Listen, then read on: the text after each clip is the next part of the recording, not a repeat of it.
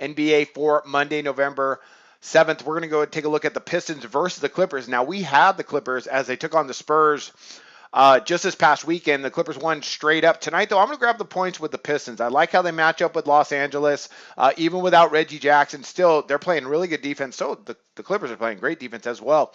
However, both teams have been pretty efficient on the air. I expect the tempo actually in this game to be pretty fast paced. And I'm going to take Stan Van Gundy and his team in this matchup to hang in there, to cover the 8.5. I don't know if they can beat Los Angeles, but the last two times they played, they've lost by a combined 7 points. So look for Detroit to really come in and play a good ball game and give Los Angeles all they want. But I kind of like the makeup of this Clippers team. It's going to be interesting to see how they develop throughout the year. This might be the best team they've ever had. I mean, they look pretty good so far, early in the season. The Pistons on the year, they're averaging 100.5 points per game while allowing just 93 points per game. And that 93 points, that ranks them second in the league just behind the Los Angeles Clippers. So some interesting defensive statistics. And then I'll talk about the totals later in my total segment. Yet odds makers have come out with a pretty, I'd say, hefty total considering how well these two have played defense. So we're going to take a close look at that on the total segment. So be sure to check that out.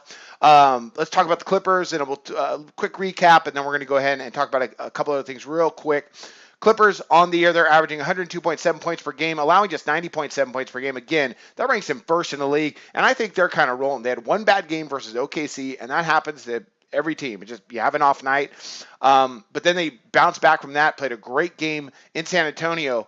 And all respect to the Clippers, I like them this year, but I think they caught San Antonio in a really good spot. That's why I backed the Clippers, because they were traveling back from Utah, San Antonio going to Utah, getting their revenge, and then coming back and having to take on a Los Angeles team that just got done beating Memphis. So I thought San Antonio was in a tough spot there. So the Clippers are a good team, but I think they're just giving away too much tonight, that 8.5. So I just want to talk about real quick, the record so far this year. We're doing okay. We dropped one yesterday, but we won 3 in a row prior to that on our side, so we're finally starting to gain some ground. We just had such a bad first week. Our totals were fine, 27 and 25, so I expect that to improve by the end of the month. So I just wanted to mention that as I end this segment.